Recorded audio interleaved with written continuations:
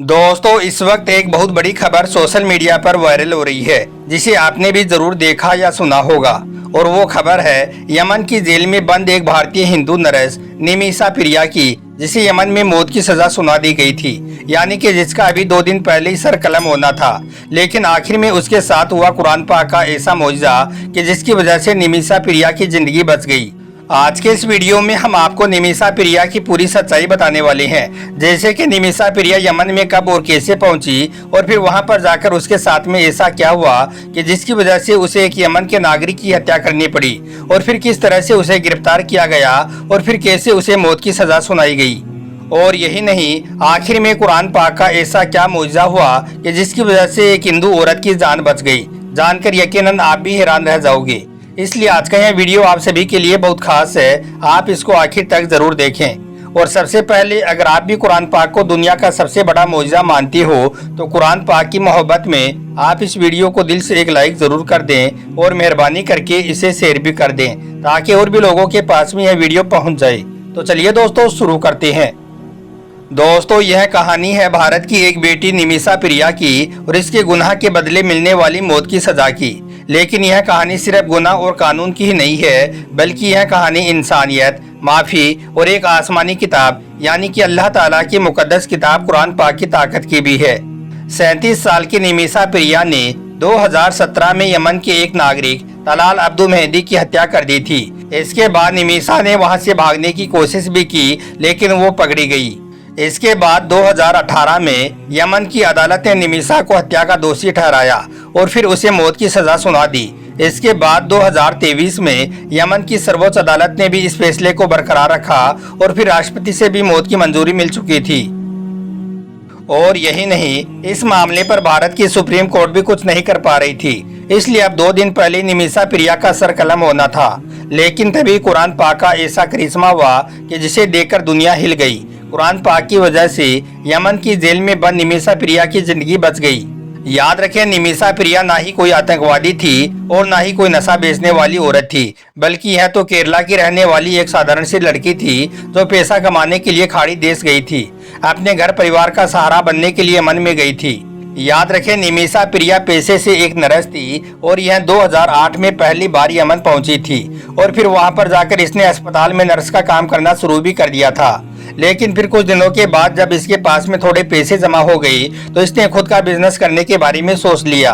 यानी कि अब निमिषा प्रिया यमन में खुद का क्लिनिक खोलना चाहती थी। मगर यमन में बिजनेस शुरू करने के लिए वहां का नियम कहता है कि अगर कोई बाहर का आदमी यमन में खुद का बिजनेस करना चाहता है तो इसके लिए वहां के लोकल आदमी के साथ साझेदारी होनी जरूरी है। यानी कि बगैर किसी लोकल आदमी की साझेदारी के वहां पर कोई बिजनेस नहीं कर सकता है।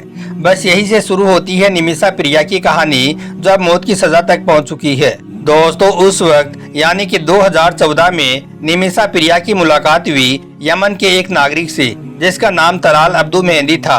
निमिषा ने उसके साथ बिजनेस करने के बारे में बातचीत की और फिर दोनों में साझेदारी हो गई।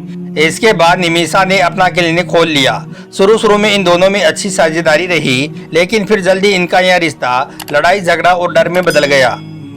इसके बाद निमिषा ने तलाल अब्दुल मेहदी पर गंभीर आरोप भी लगाए थे, यानी कि यमन की कोर्ट में शिकायत भी की थी। इसके बाद तलाल अब्दुल मेहदी को गिरफ्तार कर लिया गया था, लेकिन फिर कुछ दिनों के बाद वो अपने रसूख की वजह से रिहा हो गया था। रिहा होने के बाद अब वो निमिषा को और भी ज्यादा परेशान करने लगा था और साथ ही उसने निमिषा को डराना और धमकाना भी शुरू कर दिया था। यहाँ तक कि उसका पासपोर्ट भी छीन लिया था, क्योंकि वो निमिषा को यहीं पर ही हमेशा के लिए रखना चाह रहा था। बस फिर इसी के चलते 2016 के आखिर में यह भयंकर हादसा हो गया। दरअसल निमिषा पेशे से एक नर्स थी, इसलिए उसे मेडिसिन के बारे में अच्छे से मालूम था। अब जब तलाल मेहदी ने उसका पासपोर्ट छीन लिया था तो इसके बाद निमिषा ने सोचा कि इसे बेहोशी का इंजेक्शन देकर इससे पासपोर्ट वापस छीन लेती हूँ। बस यही सोचकर निमिषा ने एक दिन मौका देकर तलाल मेहदी को बेहोशी का इंजेक्शन दे दिया था। लेकिन कहा जाता है कि उसका वो डोज हाई हो गया, यानी कि ओवरडोज हो गया, इसलिए तलाल मेहदी की वहीं पर ही मौत हो गई, यानी कि वो मर गया। यह देखकर निमिषा प्रिया बहुत डर गई और फिर वहां से भागने की कोशिश भी की, लेकिन फिर उसने भागने के बजाय अपने एक दोस्त के साथ मिलकर बॉडी के टुकड़े किए और फिर एक वाटर टैंक के अंदर उन्हें डाल दिया। लेकिन फिर कुछ दिनों के बाद जब वाटर टैंक से बॉडी के टुकड़े मिले तब जाकर इस केस का खुलासा हुआ और इसके बाद निमिषा प्रिया को गिरफ्तार कर लिया गया और उस पर केस चलाया गया। इस दौरान निमिषा प्रिया ने बताया कि उसका इरादा सिर्फ तलाल मेहंदी को बेहोश करना था ताकि वो अपना पासपोर्ट वापस ले सके, लेकिन गलती से उसकी मौत हो गई। इसके बाद 2018 में यमन की अदालत ने निमिषा को हत्या का दोषी ठहरा दिया और फिर उसे मौत की सजा सुना दी। इसलिए अब 2 दिन पहले निमिषा प्रिया का सर कलम होना था, लेकिन तभी कुरान पाक का ऐसा करिश्मा हुआ कि जिसे देखकर दुनिया हिल गई। कुरान पाक की वजह से यमन की जेल में बंद निमिषा प्रिया की जिंदगी बच गई। आइए अब जानते हैं कुरान पाक की वजह से निमिषा प्रिया की जान कैसे बची। दोस्तों, इस्लाम कहता है कि कुरान पाक दुनिया में अल्लाह का बनाया निज़ाम है, यानी कि अल्लाह पाक का कानून है जो इंसानों को इंसाफ और दया भाव के साथ जिंदगी जीने की राह दिखाता है।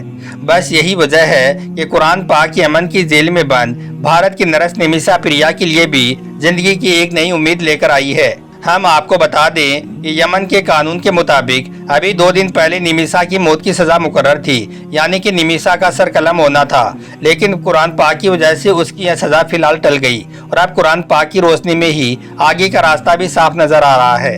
दोस्तों, हम आपको बता दें कि भारत के केरला में एक ग्रैंड मुफ्ती हैं जिन्होंने कुरान पाक की सूरह अल बकरा की आयत नंबर 148 का हवाला दिया है, जिसमें मौत के बदले सजा और माफ कर देने की बात को समझाया गया है। याद रखें, इस्लाम कहता है कि कुरान पाक दुनिया का सबसे बड़ा निज़ाम है जिसमें इंसानियत, इंसाफ और दया का रास्ता बताया गया है। सूरह अल बकरा की आयत नंबर 178 इस कहानी का सबसे बड़ा किरदार है। कुरान पाक की इस आयत में अल्लाह ताला फरमाता है, ए ईमान वालो, तुम पर हत्या के मामले में किसास यानी कि बदला लेना जरूरी किया गया है। आज़ाद के बदले आज़ाद, गुलाम के बदले गुलाम और औरत के बदले औरत। लेकिन अगर किसी के भाई की ओर से कुछ माफ कर दिया जाए तो भले तरीके से उसके पीछे चलना चाहिए और भले तरीके से मुआवजा देना चाहिए। यह तुम्हारे रब की ओर से तुम्हारे लिए रियायत और रहमत है। फिर इसके बाद भी अगर कोई ज्यादती करे तो फिर उसके लिए दर्दनाक सजा है। बस कुरान पाक की इसी आयत का यानी कि सूरह अल बकरा की आयत नंबर 178 का हवाला देते हुए भारत के ग्रैंड मुफ्ती हजरत AP अबू बकर मुस्लियार साहब ने निमिषा प्रिया की मौत की सजा को टाला है। याद रखें, अरबी में बकरा का मतलब होता है गाय। कुरान पाक की यह आयत मदीना में नाजिल हुई थी।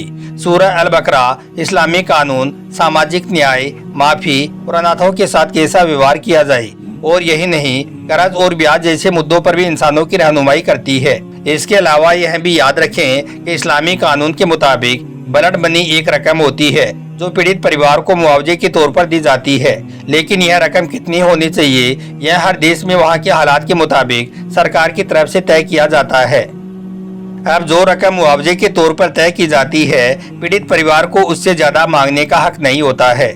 ऐसे में पीड़ित परिवार तय रकम या उससे कम रकम भी ले सकता है। इसके साथ ही इसमें सरकार की जिम्मेदारी भी होती है कि वो उसे पूरी तरह से अपनी निगरानी में रखे कि कातिल या उसके परिवार वालों की तरफ से मकतूल या मरने वाले के परिवार पर किसी भी तरह का कोई दबाव न डाला जाए।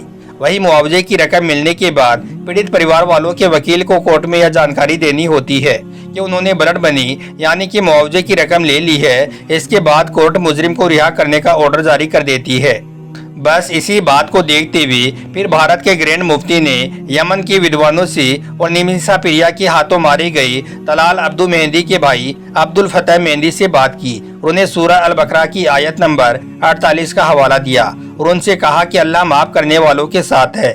इसके साथ ही ग्रैंड मुफ्ती ने निमिषा की बेटी और उसके परिवार की गरीबी का जिक्र भी करते हुए मेहंदी परिवार को मनाने की कोशिश की और उनसे कहा कि अल्लाह रहम करने वालों को और किसी पर दया करने वालों को पसंद फरमाता है और कुरान की यह आयत इस बात का गवाह है। इसके बाद कुरान पाक की इस आयत के आधार पर यमन में बातचीत का एक नया सिलसिला शुरू हो गया और फिर आखिरकार निमिषा की मौत की सजा को टाल दिया गया।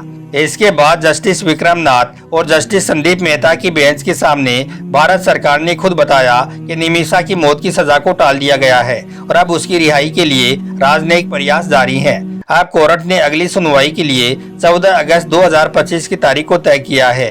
दोस्तों, अब एक तरफ भारत में मुसलमानों को हर दिन शक की नज़र से देखा जाता है। हर टोपी पहने शख्स से राष्ट्रभक्ति का सबूत मांगा जाता है। वहीं पर दूसरी तरफ एक मुसलमान मुस्लियार साहब बिना किसी राजनीति के, बिना किसी लालच के, सिर्फ इंसानियत के नाते एक हिंदू औरत की जान बचाने की पूरी कोशिश कर रही हैं। ये है असली भारत, जहां मजहब दिल में होता है, नफरत में नहीं।